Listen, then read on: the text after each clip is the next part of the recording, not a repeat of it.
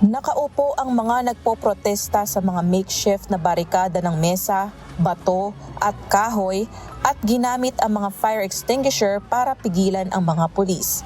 Nagpapakita ang nasabing pangyayari ng pagtaas ng tensyon sa mga European campus matapos ang mga linggong pagkakagulo sa daan-daang universidad sa US habang hinahanap ng mga estudyante ang isang ceasefire sa digmaan sa Israel-Gaza. Sa George Washington University sa Washington DC naman, ibinaba ng pulis ang mga tolda, gumamit ng pepper spray at pinalayas ang mga demonstrador mula sa campus at sa mga kalsada sa paligid.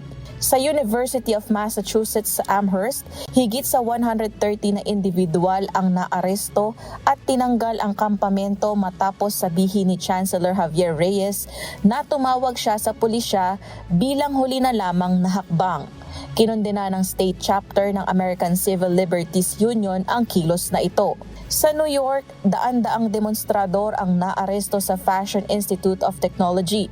Batay sa video na ibinahagi sa social media na nasa The New School sa Manhattan, ilang faculty members ang nagtayo ng bagong kampamento nitong Miyerkules, ilang araw matapos i-clear ng City Police Department ang tent city doon at naaresto ang higit sa 40 na tao.